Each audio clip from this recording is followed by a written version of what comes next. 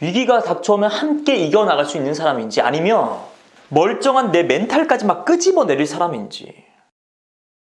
네, 여러분 반갑습니다. 인생을 살아가면서 마주하게 되는 수많은 문제들에 대해서 함께 풀어보는 마선생입니다.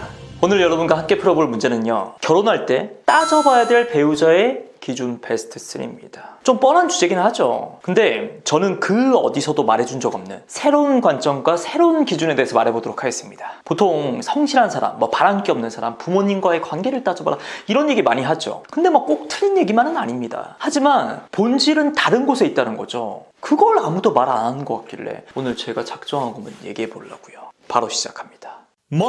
결혼이 물론 사랑을 전제로 사랑하는 남녀가 하는 약속이죠. 근데 결혼은 현실이다, 이런 말도 있잖아요. 결국 두 사람이 만나가지고 가정을 꾸리고 치열한 세상을 함께 힘을 합쳐서 살아가는 현실이 바로 결혼이란 말이죠.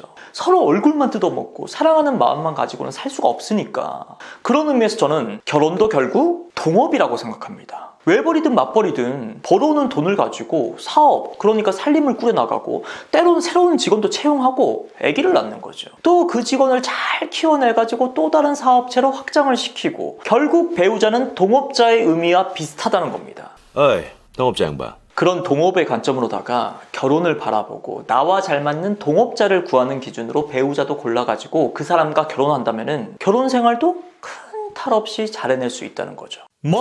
첫 번째, 동업은 기브앤테이크다. 일단 요즘 결혼할 때 가장 고민되고 가장 많이 따져보는 게, 심하면 중간에 파혼까지 만나는 게 결국 상대방이 가진 돈, 조건, 능력입니다. 이 까다로운 문제도 동업이라는 관점에서 따져보면요, 심플합니다. 만약에 내가 누군가랑 동업을 시작하는데 그 동업자가 나보다 압도적으로 돈을 많이 투자했다. 그럼 그 사람과 함께 동업을 시작하는 내 입장에서는 어떤 생각을 하는 게 정상입니까? 쟤는 돈을 냈으니까 나는 그만큼 몸으로 뛰어야겠다. 몸으로 뛴다는 표현이 조금 추상적이라고요? 쟤는 자본을 투자했으니까 나는 아이디어나 기술, 하다못해 영업이라도 열심히 뛰어야겠다. 동업을 시작하는 입장에서 당연한 마인드죠. 기브 앤 테이크니. 근데 혹시나 이렇게 생각하면서 동업하는 사람이 있을까요? 내가 돈이 없잖아. 대신 돈은 네가 많잖아. 나는 이쪽에 인맥도 전혀 없으니까 영업도 네가 하는 게 낫지 않을까? 나 기술도 없는데 어떡하지? 대신 네가 이쪽으로 바삭하잖아. 경력도 많고.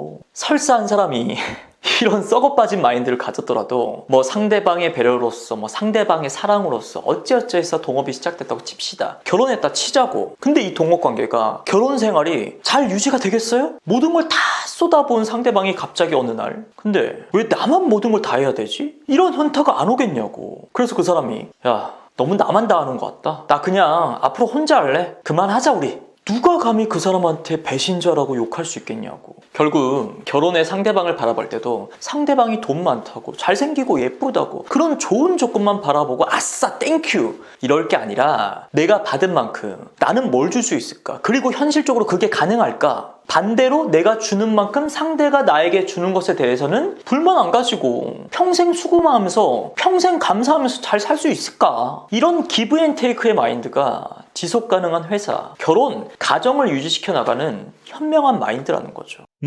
두 번째, 위기의 순간에도 함께 할 수 있는 동업자인지. 동업도 그렇고 결혼도 그렇고 처음에야 좋죠. 신나지. 이 험난한 세상을 혼자가 아니라 둘이 같이 한다 생각해봐. 얼마나 신나, 얼마나 든든해요. 근데 회사든 가정이든 언제고 위기는 찾아오기 마련이거든. 지혜롭게 동업을 시작하는 사람들은요, 당연히 그 리스크에 대한 생각도 합니다. 당분간 돈이 안 벌릴 수도 있으니까 그때는 우리가 외주로 하는 일을 좀 늘려가지고 버텨보자. 이런 현실적으로 돈에 대한 부분은 당연한 거고, 그래도 쟤는 파이팅이 좋으니까 같이 있다 보면은 덩달아 나까지 파이팅 할 수 있을 거야. 이런 동업자의 성향? 오히려 돈보다 더 중요하게 생각하면서 동업을 시작한다고요. 근데 결혼 상대방, 배우자를 바라볼 때는 이런 걸 너무 고려 안 해. 고려하더라도 너무 막연하게만 생각을 한다고요.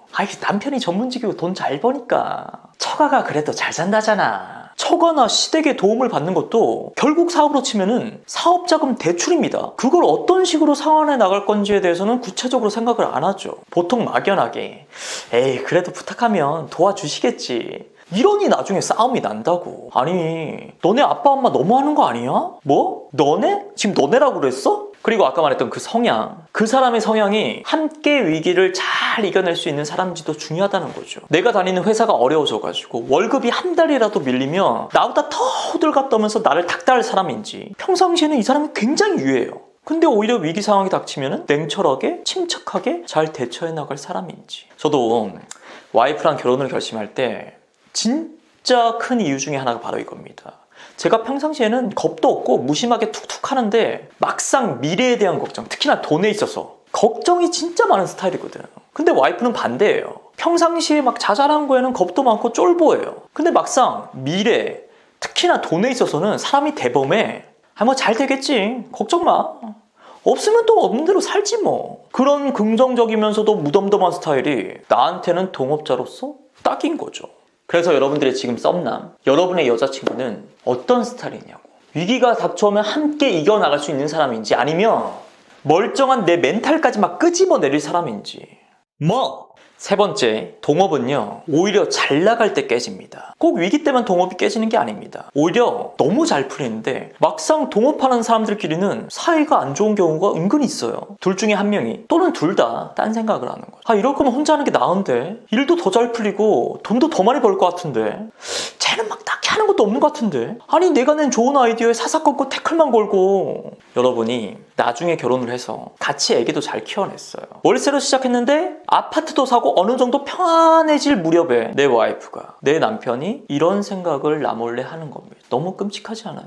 실제로 주변에서 애들도 잘 키웠고 좀 살만하다 싶을 때 바람나는 집들이 있어요. 어찌 보면 이런 생각에서 비롯된 케이스가 많다니까요. 현모양처 고마운 줄도 모르고 밖에 나가서 돈 버느라 고생한 남편 생각은 전혀 안 하고 오로지 내가 서럽고 내가 고생한 것에만 집착해서 그에 대한 보상심 때문에 결국 바람까지 피게 되는 경우.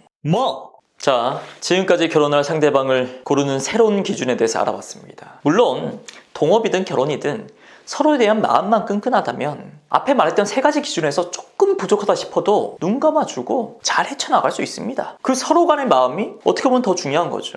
근데 그 마음을 기본적으로 가진 상태에서 이 세 가지 기준에 대해서도 통과가 되는 사람을 만났다면 이보다 더 완벽할 게 어디 있겠습니까? 자, 지금까지 긴 영상 봐주셔서 감사하고요. 여러분들이 구독, 좋아요를 꼭 눌러주셔야지 저의 새로운 영상도 놓치지 않고 잘 볼 수 있습니다. 부탁 좀 드리겠습니다. 고맙습니다.